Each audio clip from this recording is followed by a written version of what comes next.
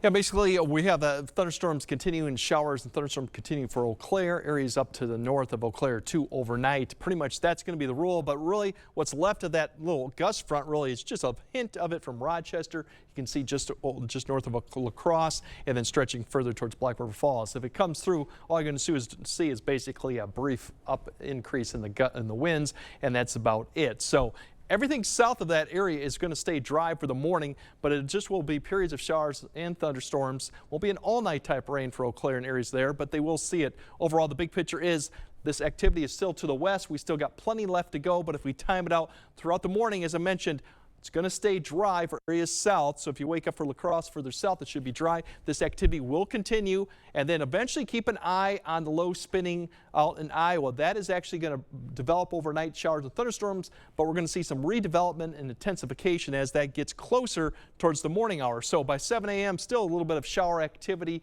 north La Crosse to Eau Claire, scattered showers. We'll see that rotation begin to pick up here, and then by about 10 to 11 a.m., maybe closer to noon, you'll start seeing kind of an arc of showers and thunderstorms developing around that low, and they'll begin to lift up towards I-90, and then eventually by La Crosse, we'll probably see some of that get close to the area by about noon to about 1 p.m. and then it begins to push northeast, so then activity will spread further north, so rain will start to pick up for Black River Falls, Winona, up to Eau Claire by 2 to 3 p.m. This will rotate through, so there will be showers and thunderstorms, some strong, especially in southwest Wisconsin, because they will have a little bit more heating to go with it, but really steady, light to even moderate rain north of I-90 will continue, and then by the time we get to 4 or 5, we're kind of getting on the back edge. It might turn to just a steady light rain for areas north of Crosse to Eau Claire, but by the time we get to about 6 to 7, it begins to push to the east. So really, for the most part, I think the evening commute is going to be fairly dry for a lot of areas, especially if this thing speeds up a little bit. By the time we get to about 8 to 9 p.m.,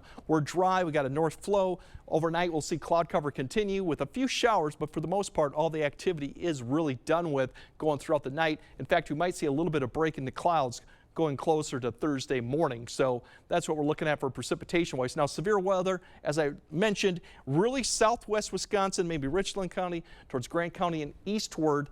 They'll have an opportunity for some more daytime heating with that spin going on with that low. That'll help to develop some thunderstorms. So that's the area to keep an eye on.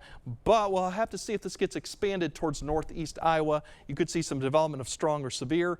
All this area also could see some significant rainfall, but the main threat would be with any strong or severe storm is damaging winds. Overall, for temperatures tomorrow, really depends on where you are. Near 80 further south with a little bit of sunshine or at least less clouds to start off with.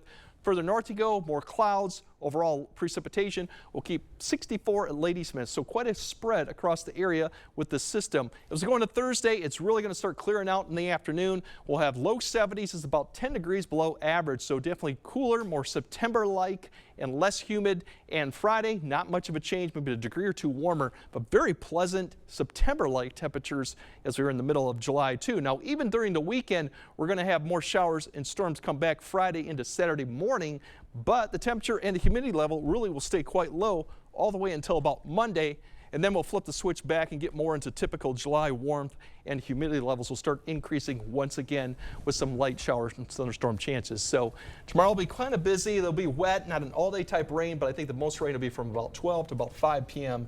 and some areas could see some significant amounts of precipitation too. So, but Thursday and Friday, especially Friday, looks fantastic. Looks very nice. Yes. Mm-hmm. All right. Thanks very much, Greg.